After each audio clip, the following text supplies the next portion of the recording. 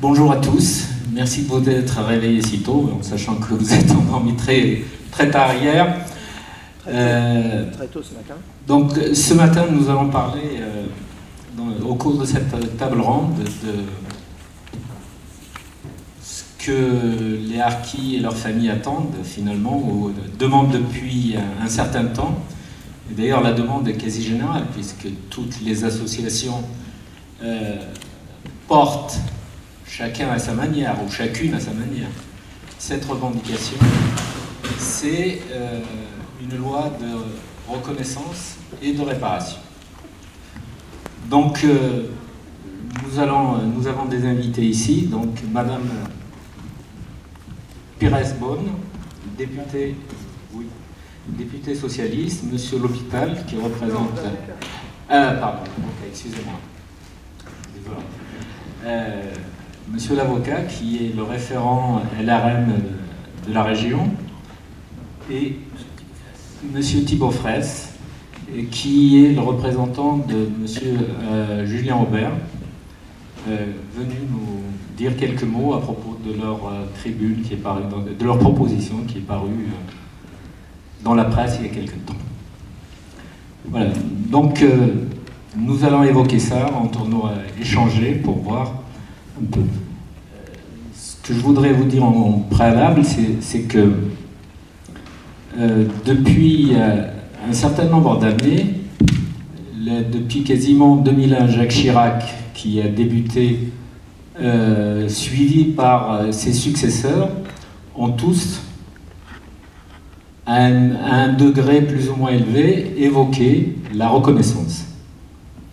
Mais reconnaissance de la responsabilité, c'est ça que nous entendons derrière. C'est-à-dire que les harkis ont été abandonnés en Algérie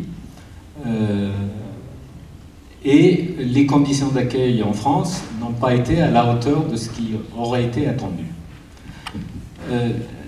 Et ce qui nous a frappé, c'est que malgré le fait que plusieurs présidents successifs ont reconnu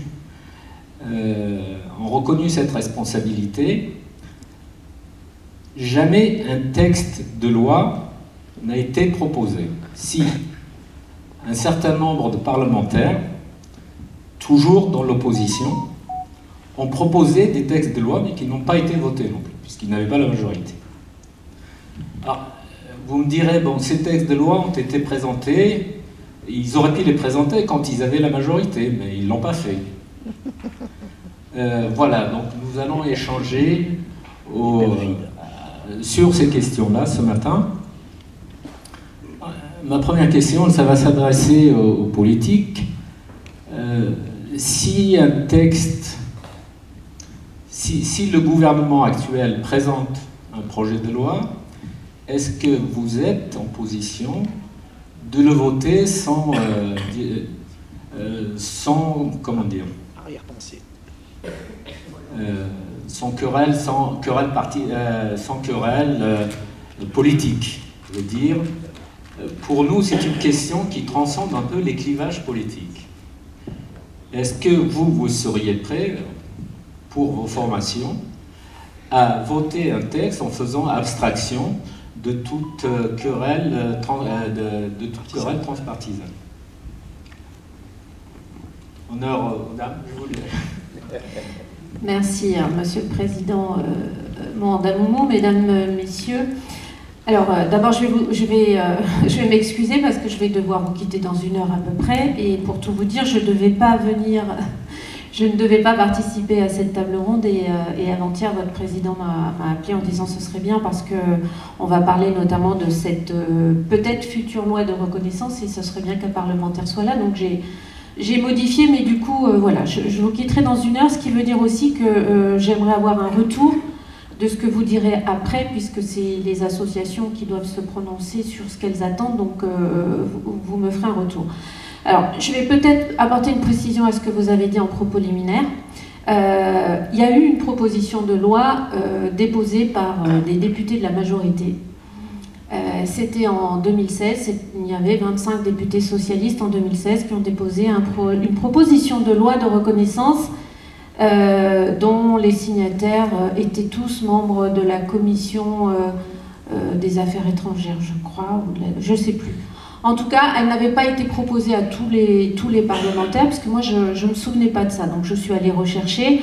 Dans les signataires, j'ai retrouvé Kader Arif. Mais ce n'est pas parce que vous déposez une proposition de loi qu'elle est forcément discutée, c'est-à-dire inscrite à l'ordre du jour. Si je vous dis ça, ce n'est pas pour vous doucher tout de suite, mais c'est pour vous dire qu'il y a une proposition de loi qui a été déposée par 2 députés LR là, récemment.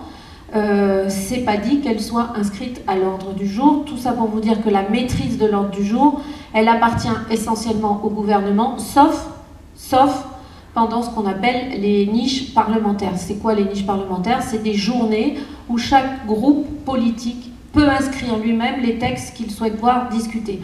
Alors moi, je veux être honnête, pour le groupe socialiste, il reste une journée d'ici la fin de la mandature qui est prévue le 24 février 2021. Pardon. 22, pardon.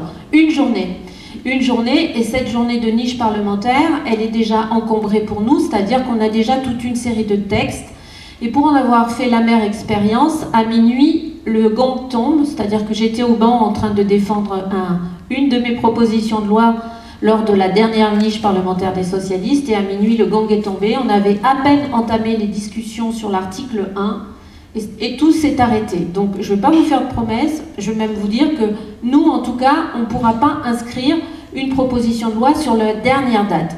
J'ai regardé un peu les dates. Tous les groupes politiques ont une date de niche avant le 24 février 2022.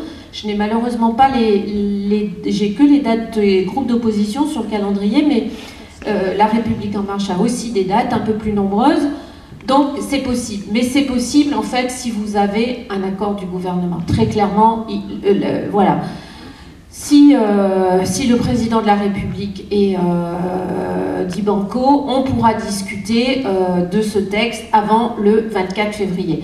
Alors après, quelle sera la position de notre groupe, et moi je ne veux pas parler pour les autres groupes politiques, je n'en sais rien, parce que je vais vous dire modestement que depuis le début de cette mandature, ce sujet-là n'a pas été à l'ordre du jour de nos discussions en groupe. On n'a pas été non plus sollicité... Mohan m'a sollicité très récemment dans le train, je lui ai dit ok, on se voit, on en parle, il n'y a pas de souci, mais depuis le début de cette mandature, nous n'avons pas été sollicités formellement par une association en disant voilà quelle est votre position. J'ai presque envie de vous dire le timing est bon parce que la campagne présidentielle s'ouvre, et donc j'imagine que tous les... Si vous me le permettez, juste une précision, Agir a envoyé à tous les parlementaires, députés et sénateurs de tous les groupes un courrier qui est ici à votre disposition, oui, pour leur demander, et avec un texte que nous avons proposé pour une loi. Nous avons sollicité tous les parlementaires. Ça a été fait par les vice-présidents dans les régions et les délégués régionaux dans les régions. Pour ma part, en Normandie, j'ai écrit à tous les parlementaires normands. Et ici, ça a été fait, pardon. Je ne suis pas sûr que ça a été fait pour les 777. Je vous garantis que moi j'essaie de répondre, monsieur Moumou peut en témoigner, j'essaie de répondre oui ou non, ou je ne sais pas. En tout état de cause. Je ne suis pas sûr que ça a été fait par... En tout état de cause, Mohan Moumou a joint tous les... Oui, j'ai joué, c'est Patrick Kader. A joint tous les présidents de groupe, ouais, pour échanger avec eux. Voilà, je ne vous ai pas dit que ma présidente de groupe n'avait pas été jointe. Je vous ai juste dit que moi, personnellement, en tout cas, je n'ai pas été sollicitée parce que j'essaie de répondre à tous les courriers. Donc, l'engagement que je peux prendre, c'est de relayer ce qui va se dire ici, aujourd'hui, de relayer la position de toutes les associations que je connais un petit peu, et vous l'avez dit, toutes les déclarations, et elles ont été nombreuses quand même depuis 2001, se sont succédées, mais ce sont des déclarations, et donc il est peut-être temps de passer à autre chose que des déclarations, et je reprends mes propos, le timing est bon, puisque la campagne présidentielle s'ouvre, elle est quasiment ouverte, Ça veut dire que tous les candidats à la présidentielle, j'imagine, vont être sollicités par vous-même pour prendre position. Alors, soit vous vous dites, il y a encore une fenêtre de tir avant le 24 février, et si c'est ça, la porte d'entrée, c'est l'Élysée, je vous le dis comme je le pense. Et à ce moment-là, on aura la discussion, si c'est inscrit à l'ordre du jour, on aura la discussion au sein de tous les groupes politiques. Et moi, je pense, mais ça n'engage que moi, je pense qu'il y aura quand même une large majorité, voire peut-être même un consensus pour avancer. Je ne vais pas m'engager aujourd'hui, c'est pas mon habitude de prendre des promesses que je ne sais pas pouvoir tenir puisque j'en ai pas discuté. Ma position personnelle, c'est qu'on ira vers un, je crois, large consensus, tout simplement parce que ça dure depuis trop longtemps. 60 ans.